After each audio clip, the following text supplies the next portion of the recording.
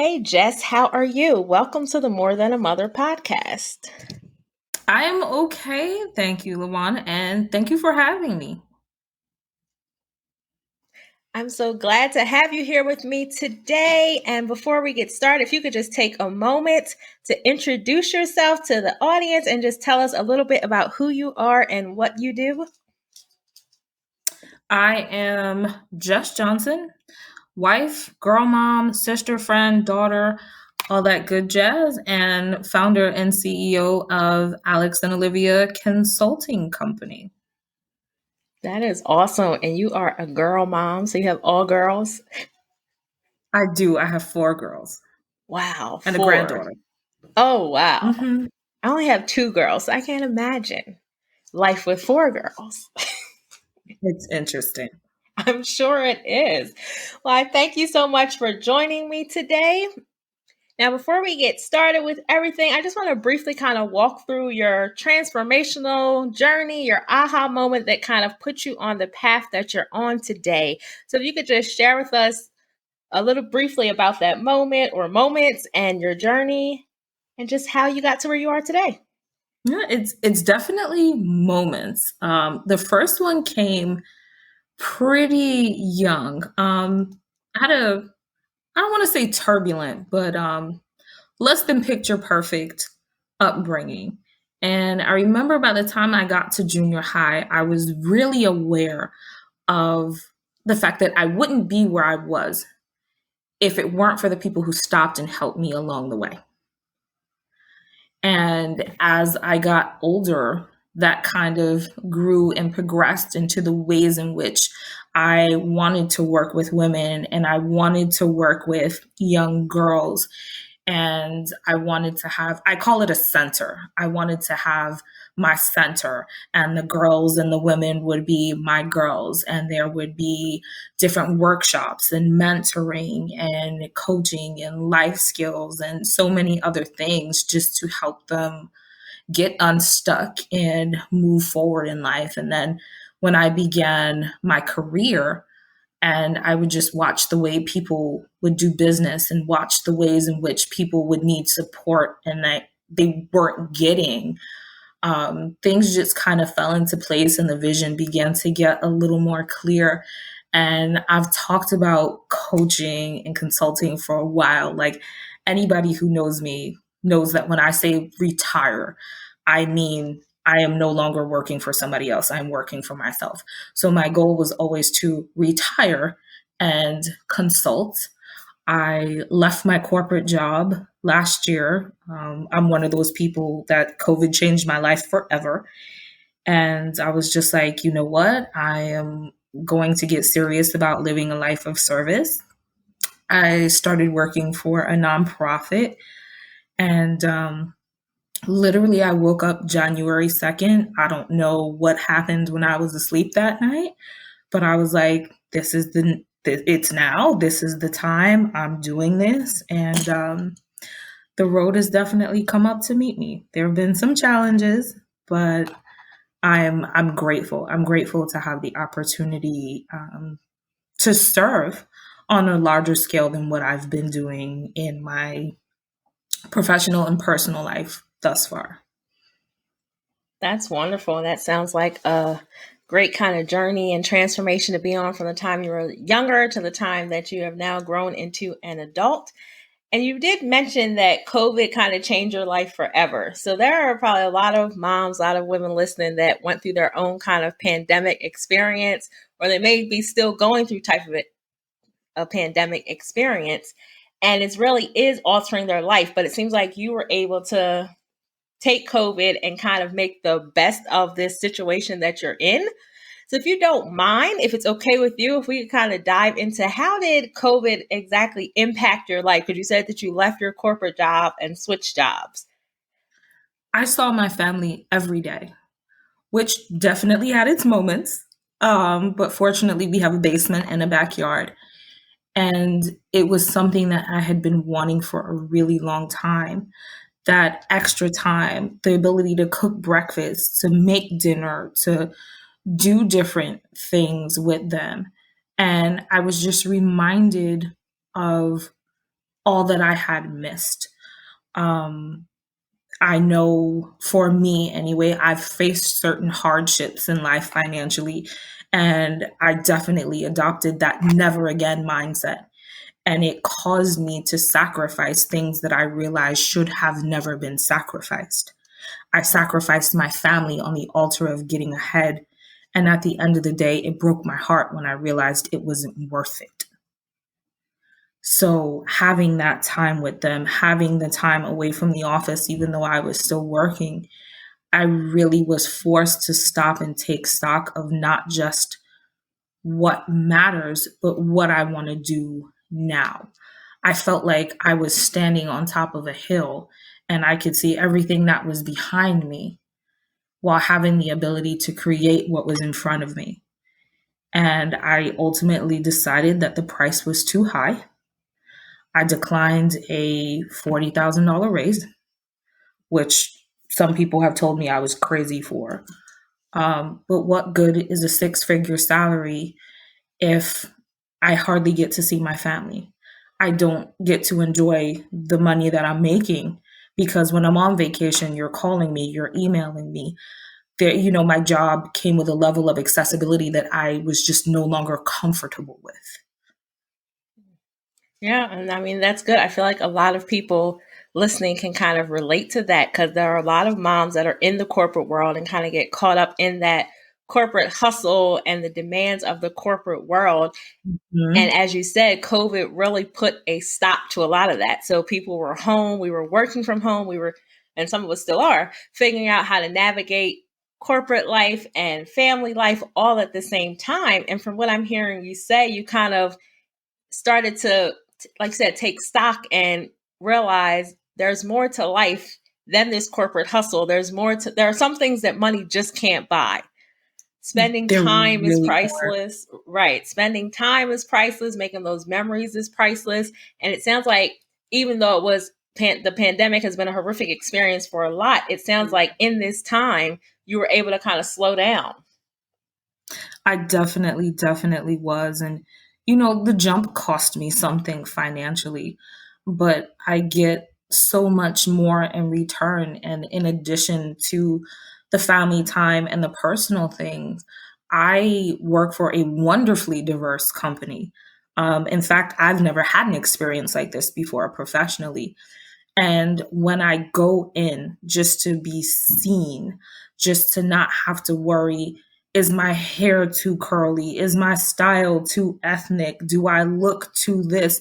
To know up that I can show up, to know that I can show up as my full Black girl self, it is amazing.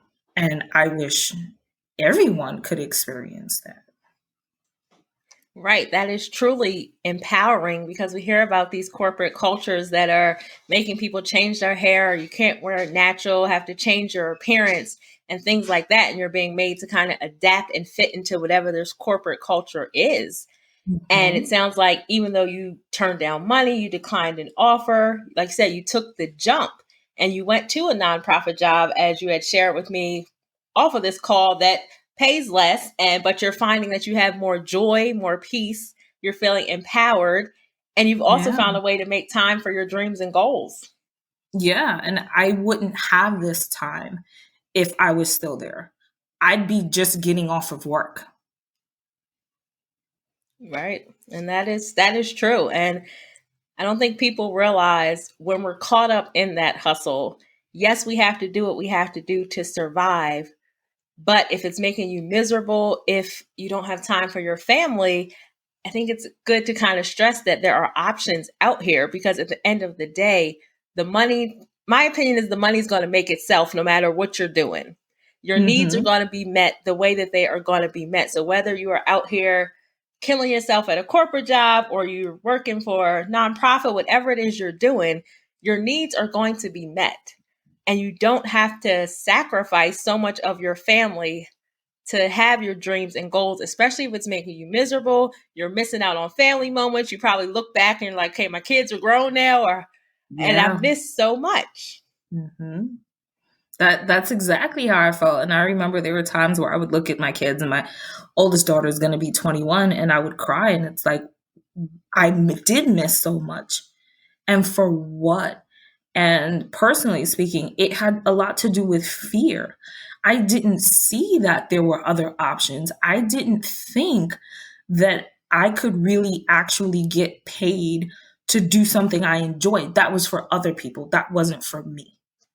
I had to make enough to not just get by, but keep up with inflation and the rising cost of this and the rising cost of that. And I did great where I was. I started off the most junior staff member, lowest salary.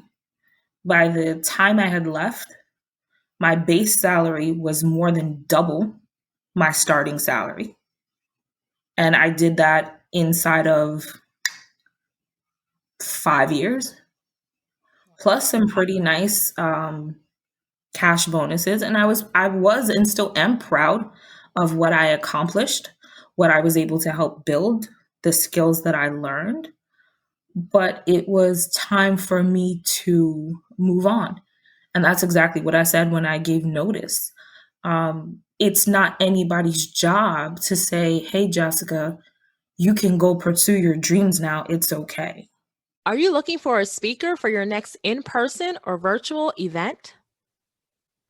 Well, look no further. In case you didn't know, I, Lawan, me, her, she, yes, me, am the speaker that you need to make your next event a unique, enjoyable, and engaging special experience. Whether you need an event host, a facilitator for workshops and or trainings, a keynote speaker or someone to participate in your conference event or panels, someone to help lead your event, be it a social media event, a virtual event, in-person event, small or large conference, or even just to be on your podcast, participate in your Facebook groups or any of your other social media platforms. Look no further. I am here and I am ready to be a part of your next event. If that sounds good to you, if you're looking for someone to come speak about all things motherhood and more, be it productivity, priorities, mom guilt, rising above your obstacles, and so much more, head over to my website, lawanmoses.com/speaking, and fill out my speaker interest form. I can't wait to be a part of your next event, and I look forward to hearing from you soon. You don't need permission. And I think a lot of us kind of wait on that permission or wait for this magic time to happen where it's this big old sign that appears or something that says, okay, now is the time. And it's like, no, we really have to take those moments and evaluate life, because you do get to that certain point and it's like, I want more for my life than this. You start taking stock, you start taking inventory, everything happened around you. And it's like, I want more for this. I have dreams and goals. I am advancing somebody else's corporation or advancing their goals for their business. And I'm working myself hard. But yet here I am at the end of the day, tired, worn out, missing out on moments with my family. And I still have my own dreams and goals that I haven't tapped into. That's exactly how I felt. And not too many people know this, but when I handed in my resignation, I didn't have another job lined up. I purposely gave 6 weeks notice, one, because of the nature of what I did, and two, to give myself some time. I negotiated a 5-figure severance package and accepted a position the week after I left. But I was flying by the seat of my pants. The plan when I resigned was, this has to work. There was no other plan outside of, this has to work, and I'm going to ride my severance out as long as I can. Wow. And that's just, to me, that's like you said, you took that jump. So it's that leap of faith where you just were like, okay, I know that I want more. I have to do more. I can't do what I'm doing right now anymore. It's not working. And it sounds like even though you were flying by the seat of your pants, you did have some sort of plan that you had come up with in your mind that I'm going to give 6 weeks notice. I'm going to negotiate as much money as I can. And we're going to ride this out and see where it takes me. And to me, that right there is just a leap of faith, a jump, whatever you want to call it, to know that your corporate job was not your end. And I think a lot of people do get stuck by that fear. They want to go out and do more, but because they don't have that guarantee that the entrepreneurship is going to work out, or they don't have that job that is waiting for them, they're not Yeah. putting in that notice. They're not walking in those dreams and goals and saying, okay, I've had enough here. I have to let it go. But because things aren't lined up and we don't know what happens next, I feel a lot of people kind of stay stuck in that position out of that exact fear that you mentioned. Yeah. I've seen it. Like I said, I've lived it. And I think for the for the first time in my professional life, and it's funny because the straw that broke the camel's back, that was really the catalyst, like, okay, I can't do this anymore. I'm not just considering it. And I remember stepping outside. I'm a smoker. I do not advocate that. Stepping outside and thinking, what if I fly? I'm so used to thinking, what if I fail? But this time I thought, what if I fly? And I waited a few days just to make sure that this was it. It wasn't just the moment. And I was at peace with my decision. And one day my boss came in, "Hey, can I speak to you? Here you go. What's this? I'm resigning. I'm giving you 6 weeks. Wow. And Don't that play is around with finding my replacement." Wow. And that to me is powerful in itself. And that is a powerful mindset shift. And I think a lot of us get stuck in that mindset of fear, that negative thinking mindset, that we don't flip that script. And it's not like you said, you were so used to saying, what if I fail? What if things don't work out? Thinking all the negative stuff. But that day, during those times that you were thinking about this, you flipped your mindset really Yeah. to to know that you could succeed and say, okay, what if I actually win? What if I fly? I might miss out on that because I'm holding on to this security. And even though I feel Mhm. and know inside of me that this has perhaps run its course, I know I'm scared to fail. But I like how you were able to switch that and say, you know what? I'm not going to be scared to fail. I'm not going to be scared of what's on the other side. I'm going to go in here like, okay, what if I do succeed? What if I do fly? What if this is the best decision ever? And I feel that mindset really does play a big part in it. Yeah. And another thing, and I am not always so great at this, but I do try to consider what's the worst thing that could happen.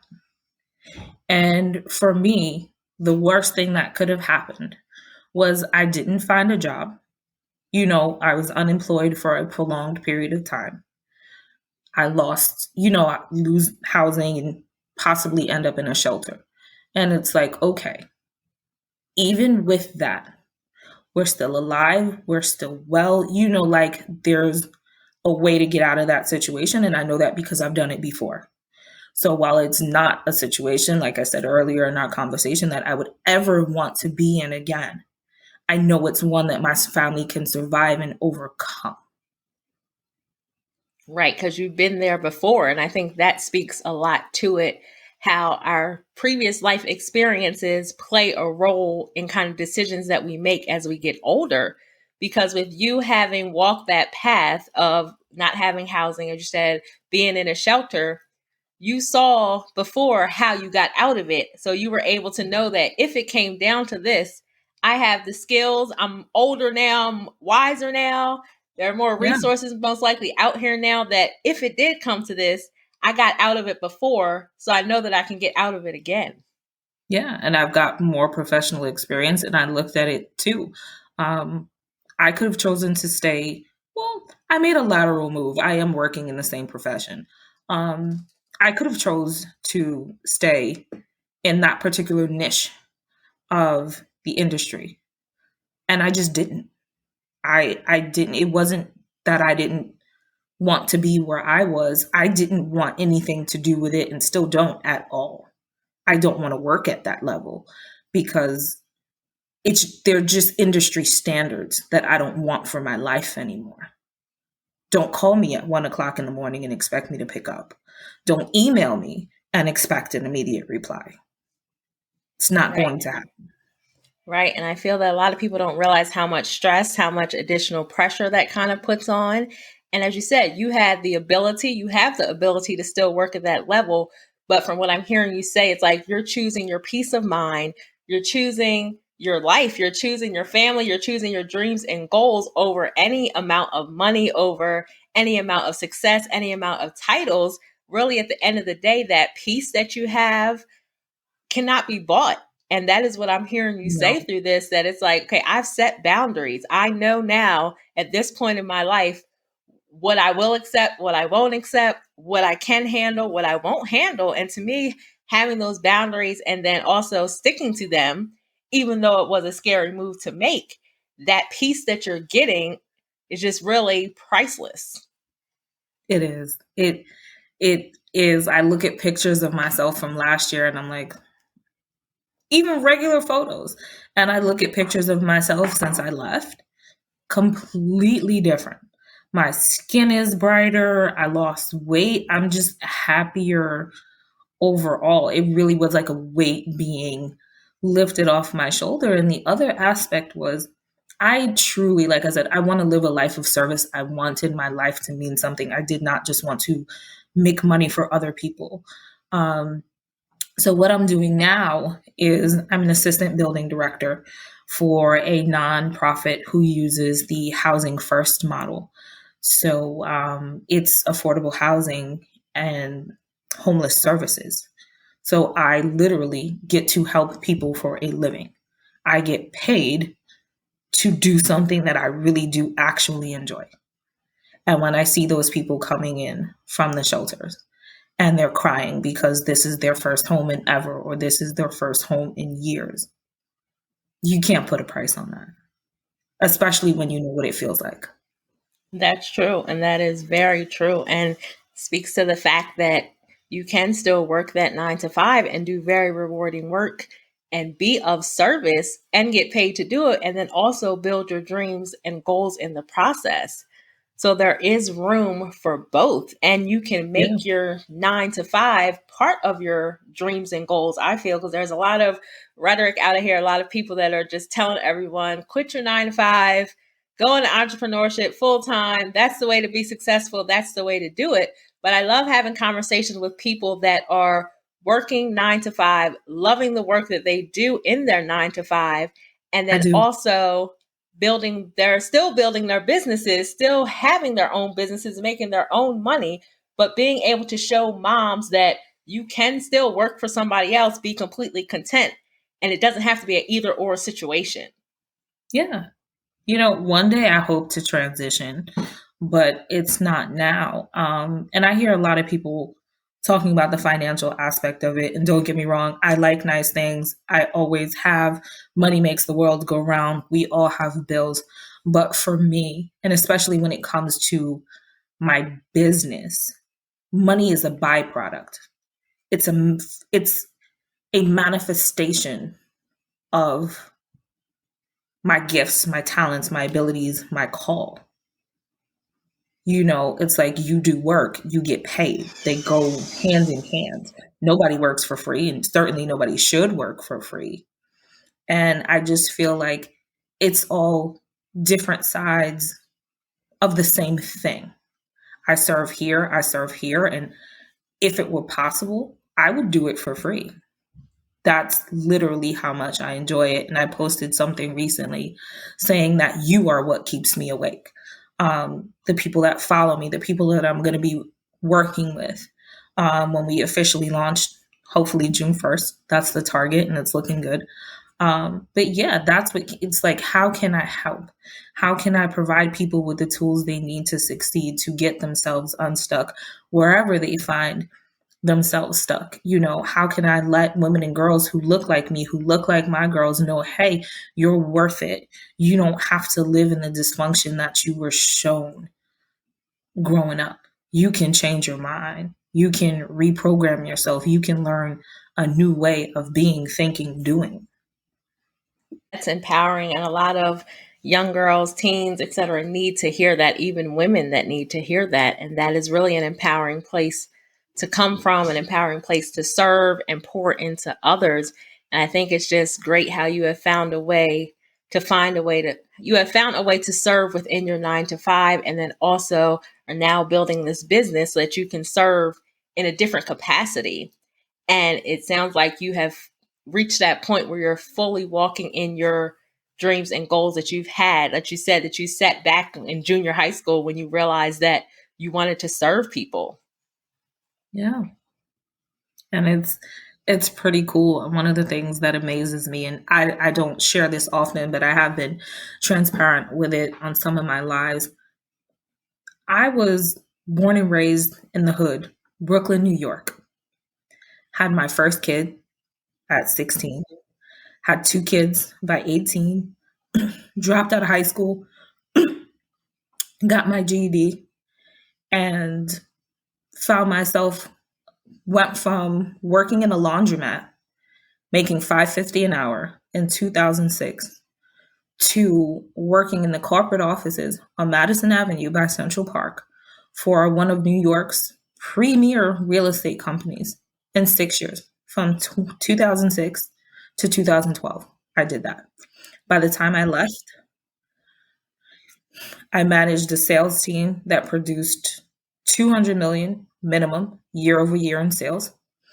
I was director of operations for my boss's property management company. We had over $100 million worth of properties that I managed by myself with no formal education, with no nothing. And when I talk to people about my business, about the coaching, about the mindset coaching specifically, and they ask if I have testimonials, it's like, well, one, I'm pre revenue, and two, I'm my testimonial. It's the principles and strategies and tools that I have used in my own life that I'm going to be teaching, because I'm a firm believer in teach what you know. I can't tell you how to do something that I've never done. Will it work for everybody? Of course not. But it'll work for the people that I'm called to if they apply it. And I believe that 100%. Because, I mean, really, as we find in this experience, in this business building journey that we're on, where a lot of people talk about, okay, what is my ideal client? What is my target audience? Who should I be serving? Who should I be reaching? And it's like, when you look back at it, most times you are your ideal client. When it comes to Mm-hmm. coaching, when it comes to whatever area of coaching that you choose, when you look back at it, the things that you want to teach, the things that you're experienced enough to teach, it comes from you. When you look in the mirror, it's like you are your Mm-hmm. ideal client. So if you're out here searching, starting your business, and you're like, okay, I don't know who to serve, I don't know who I should be targeting, most times you just look in the mirror and say, okay, I am that person. I am Mm-hmm. that person that I'm targeting, because I want to help people that were like I was five, Exactly. 7, 8 years, not 10 Yep. years ago. I want to Mm-hmm. help them get to where I am today. Yep. And I think that's where a lot of times things get overcomplicated, because we want to go out here and touch things that we really don't need to touch and make it too complicated. But it's like, when Mm-hmm. it comes to building your dreams and goals, your experience is your greatest teacher. The things that you have learned, if you're called to serve others, a lot of times, the, like I said, the skills, the everything you put into practice for yourself is going to be that thing that transposes over to that other person, because you are that success story. You brought yourself from where you were to where you are today, and you are that testimony. I mean, I like, that's a great way to say it. I mean, I am. Admittedly, I'm still trying to flesh out, how do I teach this? But what I want to teach, the pillars, the foundation, and everything else like that, it's there, like literally formalized. It's there. And I'm genuinely interested. And like so many other people I look up to, know, and admire, I don't want to take your money if I can't help you. Like it's not about the money for me. It's really about helping you. And if I feel like you're not serious, you're not going to commit, because we've all been in a situation where we know we need something, we're just not ready to see it through yet. And that's okay. If that's where you are, that is 100% okay. We can stay in touch. You can check in. You can follow me. You can sign up for newsletters. It's just not time for us to work together yet. Right.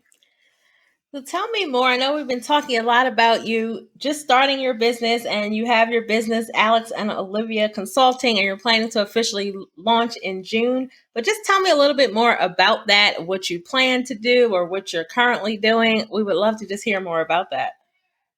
So I finally set up my little Linktree account, which I was really proud of. I can't say I'm not tech savvy, but there are a lot of platforms that I wasn't familiar with and certainly wasn't on before I undertook this venture. So I've got my goal planner on there and an assessment on there. Um, my workbook is done. I'm having it prettied up and reviewed because I am actually consulting with a licensed psychotherapist. Um, I definitely made it clear that I want my voice to be there. But I also want to take a more targeted approach because I want people to see that real change and transformation in their lives. At some point, we will be expanding to include business consulting. And ultimately, Alex and Olivia is going to be the stepping stone for a larger vision that includes some of the things we talked about, the center. Um, I am in the middle of having my website done. So I'm pretty excited. I've posted some coming soons and just what it's looking like so far. I'm working on the copy for my website. I recently hired somebody to do that, which was exciting. I'm like, I sent out my first contract. So yeah, we're getting there. I'm going to be doing a countdown. Starting Saturday, actually, I'm going to be going live with the countdown and just coming soon coming soon. And really, like, now that it's kind of crunch time, just creating some content around that to get people, more aware, more engaged that, hey, I'm here and I'm really going to be here. You're going to be able to book a call. You're going to be able to work with me one-on-one. You're going to be able to enroll in my signature offer that will be available to you in June. That's wonderful. And I really thank you, Jess, for coming on. And when I was looking for guests, you were like one of the first people to respond and say, hey, I want to do it. And the part that I love about having this conversation with you today is the fact that we're able to show moms and show women out there that you don't have to have it all together to start. You don't have to have it all together to get on a podcast and have a conversation and talk about the things that you're doing. Once you make that decision to really put your dreams in action, just go for it. Like you said, you have done a lot to make a jump, because a lot of people would have been like, oh, I'm not going to do that because I don't have my website set up. I don't have this set up. I don't have anything launched. But I like how you came out. You're like, yes, I want to do it. And I love that because so many of us wait. And it's good to see those examples of moms, of women that are in the beginning stages and starting and navigating it out and sharing their story of, this is how I'm working it out. And I want you to see that I'm working it out so that you can work it out also. Yeah, it is. And, like I said, there have been setbacks, disappointments. I have been a little worried, like, oh, I don't have this in place. And people are telling me I need this and I don't have that. And it's like, I'm here. I'm not going anywhere. If something should happen and June doesn't work, will I be disappointed? Of course. But the wonderful thing is, this is my company. I own it. I can do or not do. I can push back. I can go back to the drawing board. I can re-strategize. I can gather more support. I can do whatever I want to do and need to do to make this work because it's mine. So really, what is there to be afraid of? It's mine. Exactly. What is there to be afraid of? I think that is a great question to end off on. It is your company, your business, however it's going to look is just going to be what it is. If it doesn't work, there's nothing wrong with adapting, adjusting, and pivoting, as I always say. Mhm. And as you just said, in the end, when you take that leap, when you take that jump into your dreams and goals, instead of asking yourself, what if you fail? Ask yourself, what is there to be afraid of? And what if I fly? I Yeah. love that. So I thank you so much for joining me today, Jess. This has truly been a great conversation. If you could just please tell the audience where they can connect with you and find you online. You guys can connect with me on Instagram at Alex and Olivia Consulting Co. And I am also on Facebook under the same name. And you can also find me on LinkedIn as well by searching the company. Wonderful. And I'll be sure to put all of those links in the show notes so that everyone can find you easily. So thank you for joining me again today. This was truly a great conversation, and I am sure that it will touch a lot of moms that are listening.